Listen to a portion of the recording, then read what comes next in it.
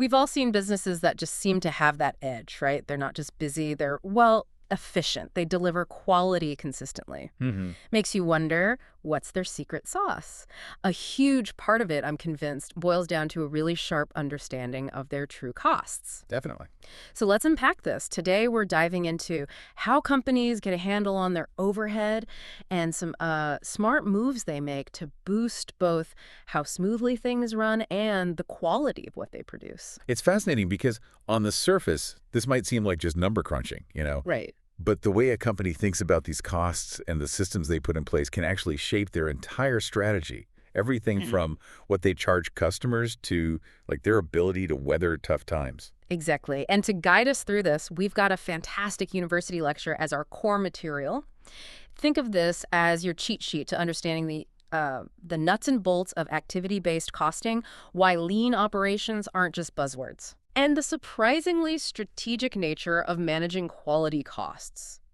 No boring textbook language here, just the crucial insights distilled. Our goal is really to give you a clear, practical grasp of these ideas. We want to highlight the key takeaways, and show you how they directly impact a company's profitability and the quality of their products. Yeah, hopefully give you a few of those aha moments. Fully, yeah, Mm. without making your eyes glaze over. Right. So let's get right to it. One of the first things the lecture touched on was this idea of cost distortion when companies allocate overhead. What is that in plain terms, and why should it matter to someone trying to understand business? Okay, so cost distortion.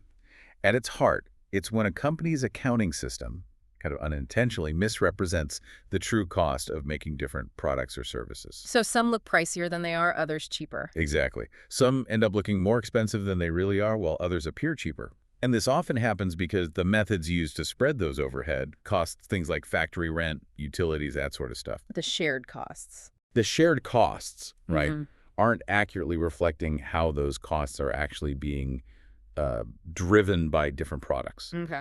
If we connect this to the real world, just imagine a company making decisions about which products to push or how to price them based on these, well, distorted numbers. Mhm. They could easily be making really bad strategic calls. Right, like favoring a product that looks profitable on paper but is actually draining resources, or maybe underpricing something that's a real cash cow. Precisely. So the lecture then walked us through a pretty basic way to handle overhead, the plant-wide overhead rate. Can you give us the simple version of how that works? Sure. The plant-wide method is, well, it's the most straightforward. It uses a single average rate to apply all manufacturing overhead costs to everything produced in the factory. One rate fits all? Kinda, yeah. You take the total estimated overhead for the whole plant for a period, say, a year, and you divide it by a single total estimated activity measure. And the lecture mentioned direct labor hours are often used for that. Yeah, often direct labor hours. Simply because they're relatively easy to track across the entire operation.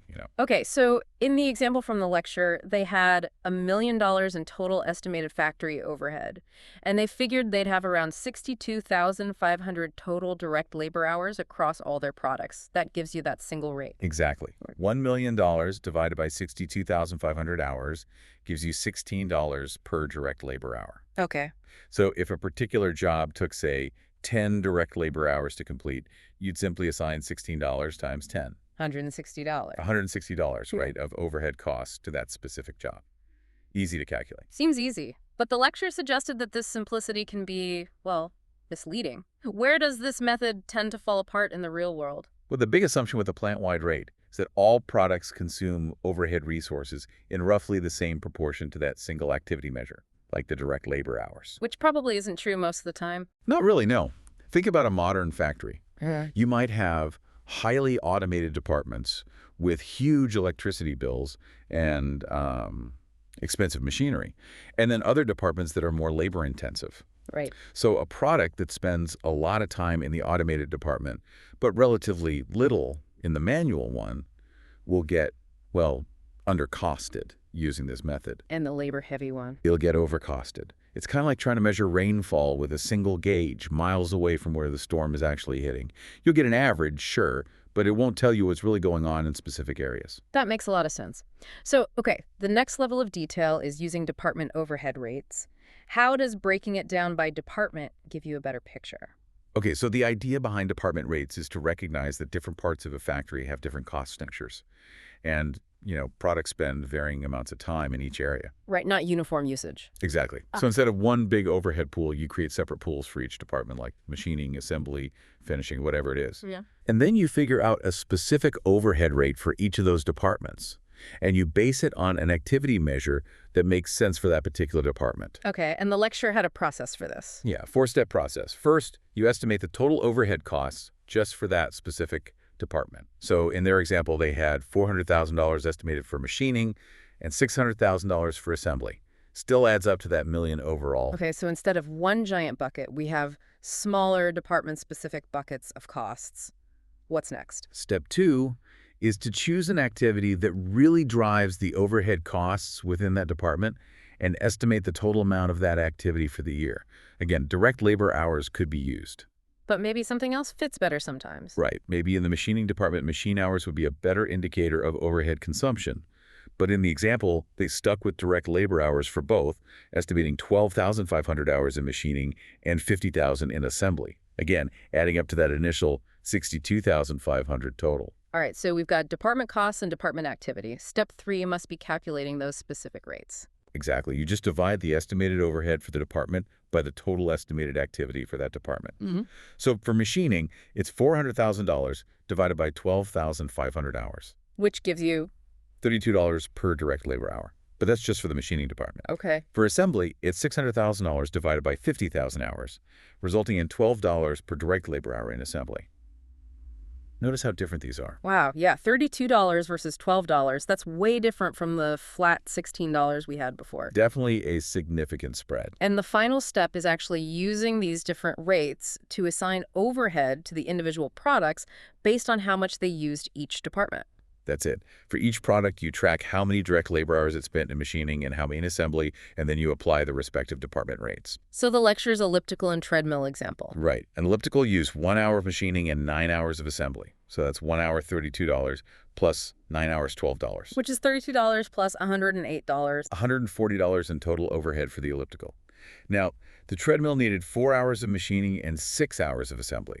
Okay, so for $32 plus $12, that's $128 plus $72. $200 for the treadmill. So compared to the $160 we got for both, with the plant-wide rate, the elliptical now looks cheaper at $140 and the treadmill more expensive at $200. It's a much more differentiated picture. Precisely. Using department rates is a significant improvement in accuracy. It starts to recognize that different products use different resources in different parts of the factory. But still maybe not perfect. Still relies on fairly broad averages within each department, which, leads us to the next level. Which is activity-based costing, or ABC. This sounds like it gets down to the real nitty-gritty. What's the fundamental idea here? Yeah, ABC gets much more granular. The core idea is that overhead costs aren't just sort of vaguely incurred by departments. They're driven by specific activities performed in the process of making a product or delivering a service. Activities like what? Things like setting up a machine for a production run, handling materials, performing quality inspections, even packing the product. So instead of just looking at departments, ABC identifies these individual activities, figures out the cost of performing each activity, and then assigns those costs to products based on how much of each activity they actually consume. Ah, so based on usage of the activity itself. Exactly. The lecture really emphasized how this can dramatically reduce that cost distortion we were talking about earlier. It's much more precise. The lecture had a pretty detailed breakdown of an ABC example. Can we walk through some of the key steps they illustrated? It seemed complex. Absolutely. It involves a few more steps, but the logic follows. First, they identified a range of key activities that drive overhead, along with the total estimated cost for each of those activities. Importantly, these still added up to that same $1 million in total overhead. Right. Got to account for all the costs. Exactly. These activities were things like machine setup, materials handling, the actual fabrication work, supervising the assembly, conducting inspections, and packaging the final product. Each had its own estimated cost pool. Right, like $80,000 earmarked just for machine setups, $200,000 for materials handling, and so on. Okay, once you've got those activity cost pools, what's the next thing you need? The second crucial step is to identify a cost driver, or an activity allocation base, for each activity. This should be something that measures how much of that activity is actually performed. So for machine setups. It might be the number of setups performed. Yeah. For materials handling, maybe the number of parts handled. For fabrication, maybe machine hours. The lecture provided estimated totals for each of these drivers across the whole factory. Like 8,000 estimated machine setups for the year, 400,000 parts expected to be handled. Okay, got it. Then you use those to calculate a rate for each activity, right? Like we did for departments, but now for activity. Exactly the same principle. You divide the total estimated cost for each activity pool by the total estimated amount of its cost driver. So, for machine setups, $80,000 divided by 8,000 setups gives you $10 per setup. For materials handling, $200,000 divided by 400,000 parts handled gives you the $50 per part handled. They did this for all the identified activities, fabrication, supervision, inspections, packaging, resulting in the specific cost rate for each one. And then the final piece, for each product, you figure out how many setups it required, how many parts it used, how many machine hours, and so on. And multiply those actual usage numbers by the activity rates you just calculated. Okay, so for their elliptical example. Right, they showed each elliptical unit required 2 setups, 50 parts handled, 1 hour of fabrication, 9 hours of supervision, 1 inspection, and 10 cubic feet of packaging. That's very specific. It is. And you multiply each of those by their rates, $10 per setup, 50 cents per part, $24 per fab hour, $3 per supervision hour, $5 per inspection, 55 cents per cubic foot.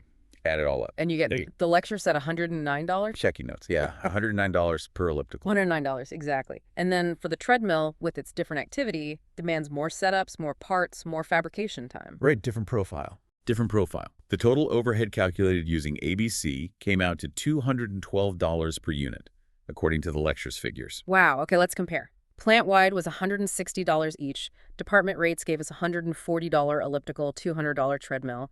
And ABC gives $109 elliptical, $212 treadmill. That's a really striking difference. Huge difference, isn't it? It really highlights how ABC can give you a much, much sharper picture of where your costs are actually coming from.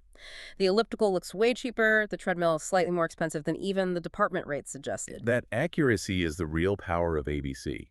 By focusing on the specific activities that consume overhead resources, it minimizes that cost distortion we talked about initially.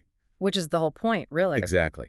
And this more accurate cost information can then be used to make much better management decisions, which naturally leads us to the concept of activity-based management, or ABM. Okay, so ABM. We've got this much more detailed, hopefully more accurate understanding of our costs, thanks to ABC.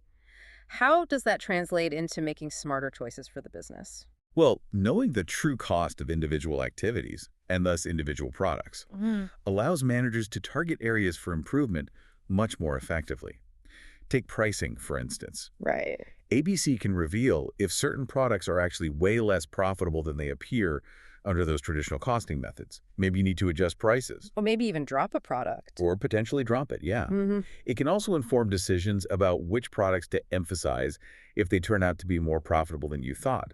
What's really insightful here sometimes is that ABC can highlight the hidden profitability of maybe low-volume, complex products that might get unfairly burdened with overhead in simpler systems. That makes sense.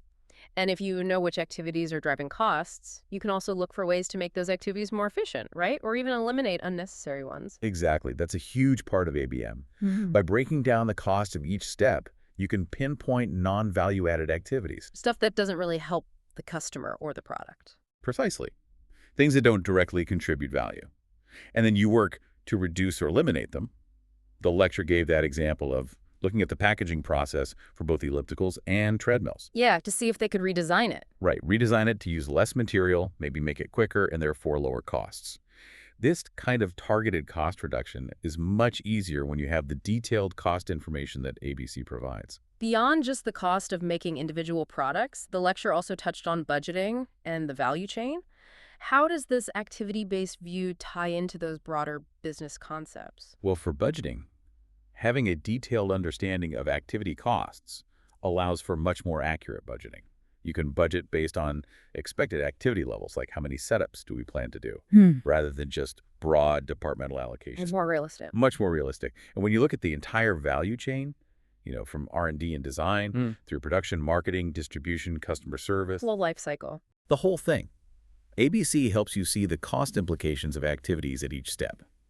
This can highlight areas where maybe quality improvements or defect reduction efforts would have the biggest positive impact on overall costs. And they mentioned customer service costs, too. Briefly, yeah. Understanding the cost of servicing different products or even different customer segments can help companies focus resources on their most profitable relationships. Okay, it sounds like implementing a system like ABC and then using it for ABM could lead to some pretty significant changes. Are there any potential downsides or challenges? It sounds like a lot of work. Oh, absolutely. The lecture rightly pointed out that implementing ABC isn't trivial. It requires a significant investment time, resources, developing new ways to track data about activities. Right. The benefits, the more accurate cost info, the potential for better decisions really need to be weighed against those implementation costs and the ongoing effort to maintain the system. It's a cost-benefit analysis. So it's not always the right answer for every company. Not necessarily. And the lecture also reminded us that sometimes cost distortions aren't just because of a poor accounting system. They can stem from deeper operational issues, inefficient processes, maybe flawed bidding strategies on contracts, maybe employees just don't trust the numbers the system spits out, or maybe the system is just plain outdated. So ABC might reveal problems, but it doesn't automatically fix the underlying operational issues. Exactly. It's a tool, a powerful one, but it needs to be part of a broader effort. Okay, so getting a handle on costs is crucial. The lecture then shifted focus quite a bit, moving to lean operations. What's the fundamental goal there? What is lean? So lean operations, the core philosophy is really about maximizing value for the customer while minimizing waste in all its forms. Value for the customer, minimum waste. That's the mantra. It's about streamlining processes, improving efficiency, and ultimately delivering high-quality products, often at a lower cost. It's a relentless focus on what actually adds value and eliminating absolutely anything that doesn't. The lecture introduced a really helpful acronym, didn't it, to remember the different types of waste, downtime. Can you run through what those letters stand for? Yeah, downtime is a great mnemonic. It covers the 8 key categories of waste that lean thinking aims to eradicate. So D is for defects. Making bad parts. Anything that isn't right the first time, requiring rework or scrapping. O is for overproduction, making more than is immediately needed, which leads to excess inventory. Okay. W is waiting idle time for people or equipment. N is for non-utilized talent, not using employees' skills, ideas, and knowledge effectively. Right. T is transportation, unnecessary movement of materials or products between processes or locations. A is inventory, holding more raw materials, work in progress, or finished good than absolutely necessary. Big one. M is movement, inefficient motion of people or equipment within the workspace, like walking back and forth for tools. Gotcha. And E? And E is for excess processing, performing more work on a product than is actually required to meet customer needs, like gold plating something they don't care about. Downtime. That's a really clear framework for thinking about inefficiencies. One of the key lean principles the lecture highlighted was just-in-time manufacturing, JIT. Oh, yes, JIT. Classic lean concept. What's the core idea behind that? JIT is all about flow. It's about having the right materials arrive exactly when they're needed for production. Not before, not after. Exactly. And having finished goods completed just in time for delivery to the customer. It was pioneered by Toyota. Their Kanban system is related. The big goal is to eliminate the waste associated with holding large inventories. Why is inventory seen as such waste? Well, it ties up cash, it takes up space, it requires handling, it risks becoming obsolete or damaged. By minimizing inventory, you reduce all those costs and force a much more streamlined and responsive production system. It sounds incredibly efficient. Maybe a little stressful, but efficient. What are some of the other key characteristics of a lean operation that they mentioned? Well, JIT is one piece. The lecture mentions several interconnected elements, things like continuous flow, striving for smooth, uninterrupted movement of products through production, like a well-oiled assembly line. Keep things moving. Keep things moving. A pull system where production isn't based on forecasts, but is triggered by actual customer demand, pulling products through the system. Make what's needed when it's needed. Exactly. Shorter cycle times, reducing the time it takes from start to finish. Smaller batch sizes, which improves flexibility and means if there's a defect, you catch it faster and affect fewer items. Right. Less rework. Less rework. Reduce setup times for equipment so you can switch between products more easily. Point-of-use storage, keeping tools and materials right where they're needed. Strong supply chain management is critical for JIT, and some lean operations even use simplified accounting like backflush costing. But going back to that idea of maybe stress or risk, Right. the lecture did touch on potential downsides of being so lean, right? Yes. Especially with JIT. Yes, absolutely. That lack of buffer inventory, which is a major advantage in reducing waste, can also be a significant vulnerability. Because there's no safety net. Pretty much. If there are unexpected disruptions in the supply chain, could be bad weather, a strike at a port, a supplier having quality issues, a shortage of a critical component, Like computer chips recently. exactly like computer chips. A JIT system can be very susceptible to production delays because there's no stock to fall back on. Similarly, a sudden spike in demand or, heaven forbid, a product recall can be really challenging to handle without that buffer inventory. So it requires incredible coordination. Incredible coordination and, frankly, stability in the supply chain. It's a very finely tuned system. As the lecture noted, relying heavily on one supplier who then has problems can cause major ripple effects. Interestingly, the lecturer also made a connection between lean thinking and sustainability. How do those two concepts align? Seems like a natural fit. It really is a natural fit. Lean principles inherently support sustainability. By focusing on eliminating waste in all its forms, wasted materials, wasted energy, wasted transportation, wasted time, You're using fewer resources. you're using fewer resources, reducing your environmental footprint. It just happens naturally as you improve efficiency. Yeah. Reducing scrap, minimizing transport, using energy more wisely. These are core tenets of both lean and environmentally responsible practices. And it helps the bottom line, too. Absolutely. It aligns perfectly with improving economic performance and also addresses those growing ESG considerations, environmental, social, and governance factors that investors and customers care more and more about. Okay. Moving on to the last major topic in the lecture, total quality management, or TQM, and this idea of the cost of quality.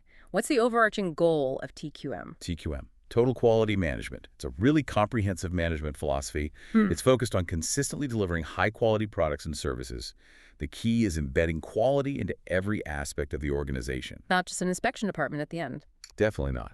It's from design and engineering through production, supply chain, marketing, customer service, everything. The goal isn't just to avoid defects, but to continuously improve processes and ensure customer satisfaction. Ultimately, this leads to increased profitability through reduced waste and improved efficiency. It ties back to lean, really. And a key aspect of achieving that high quality is having really effective quality control measures throughout the entire process, not just at the end. Absolutely. TQM emphasizes proactive quality management. You build quality in, you don't just inspect defects out. It involves implementing quality control processes at every stage of the value chain to identify and eliminate potential defects as early as possible. Because fixing them early is cheaper. Much, much cheaper. And it prevents those defects from ever reaching the customer, which avoids much higher costs later on. Which brings us nicely to those 4 key categories of the cost of quality that the lecture outlined. Can you walk us through those? Prevention, appraisal. Right. The cost of quality framework helps companies understand where they're spending money related to quality. It's broken down into 4 types. First, prevention costs. Stopping problems before they start. Exactly. Investments made to prevent defects from happening in the first place. Things like better employee training, evaluating suppliers carefully, maybe investing in better materials, or preventive maintenance on equipment. Okay, prevention. What's next? Second, appraisal costs. These are the costs of monitoring and evaluating quality. Basically, finding the defects that prevention didn't catch. Like inspections. Yes. Inspecting incoming materials, testing products during the process, final product inspections before shipping, all the checking costs. Got it. Prevention, appraisal. Then what? Third, internal failure costs. These are costs incurred when defects are found, but before the product reaches the customer. Phew, caught it in time. Right, caught internally. But it still costs money. This includes the cost of rework, the cost of scrap material, disposing of faulty goods, the time spent fixing things. Okay. And the last one sounds like the worst one. It usually is. Fourth category is external failure costs. These are the most damaging because they arise from defects that are discovered after the product has been delivered to the customer. Oh dear. Like what? Think warranty repairs, product recalls, handling customer returns, lost sales because your reputation takes a hit, maybe even lawsuits if it's a safety issue. These costs can be huge and hard to even quantify fully sometimes. It definitely sounds like those external failure costs are the ones you really, really want to avoid. How do companies actually go about measuring this overall cost of quality? Just add them all up. Well, Yes, the total cost of quality is the sum of all the expenses that fall into those four categories: prevention, appraisal, internal failure, external failure. Okay. But just knowing the total isn't always the most useful thing. To get a more insightful view, companies often analyze the proportion of costs in each category. Like, what percentage is prevention versus external failure? Exactly. For example, if you find a really high percentage of your quality costs are in external failures, that's a huge red flag. It probably indicates you need to invest more upstream in prevention and appraisal activities to stop those problems earlier. So tracking it over time lets you see if your efforts are working. Precisely. By tracking these costs and the proportions, companies can see the impact of their quality improvement initiatives. Are investments in prevention actually reducing failure costs? You can measure it. And the lecture pointed out that by carefully analyzing these costs and making strategic investments, especially in prevention, Yeah. maybe spending more on prevention, companies can actually see significant overall cost savings in the long run. Absolutely. It might seem counterintuitive, right?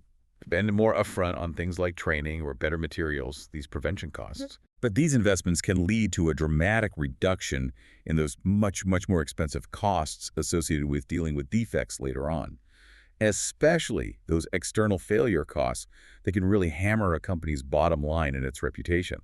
The lecture gave examples of how addressing the root causes of failures can lead to substantial total cost reductions. Investing in quality pays off. Finally, the lecture just briefly touched on how data analytics can play a role in making smarter decisions around all of this costs, efficiency, quality. How does that fit in? Well, in today's world, data analytics provides incredibly powerful tools. Companies generate vast amounts of data on costs, production times, defect rates, customer feedback, you name it. Right. Analytics helps identify patterns, correlations, and trends within all that data. You can use statistical methods, could be something as simple as using Excel's correlation features, which the lecture mentioned, or much more advanced AI techniques. To find connections you wouldn't otherwise see. Exactly. Gain deeper insights into what's really driving costs, where the bottlenecks or inefficiencies are, and how effective your improvement efforts actually are. For instance, analyzing warranty claim data might reveal a surprising correlation between a specific machine or process step and higher failure rates downstream. Allowing you to target interventions better. Precisely. Yeah. Making decisions based on data, not just gut feeling. Well, we've really covered a lot of ground in this deep dive. It feels like we went from basic cost allocation all the way to high-level strategy. We did cover quite a spectrum. So to quickly recap for everyone listening, we looked at different ways companies allocate overhead from that very basic plant-wide rate through the more refined departmental rates and onto the much more detailed activity-based costing ABC. And how those choices really impact the accuracy of their cost understanding, which affects decisions. Right. Then we explored the principles of lean operations that hold downtime framework, JIT, as a strategy for boosting efficiency and ruthlessly eliminating waste. Focusing on value for the customer. And finally, the critical importance of managing the cost of quality through a framework like TQM, understanding those four cost categories: prevention, appraisal, internal failure, and especially avoiding external failure. And the key takeaway, I think, is that these aren't just theoretical concepts from a lecture hall. These are practical tools and philosophies that businesses use every single day to try and operate more effectively, control their costs, deliver better quality, and ultimately, well, be more successful in the long run. Absolutely. So for you, the listener, here's something to maybe mull over. Considering the different costing methods, plant-wide, departmental, ABC, and the lean and quality principles we've discussed, in what kind of business or industry do you think each approach would be most beneficial and why? Or maybe, where do you see these challenges playing out in businesses you interact with or industries you follow?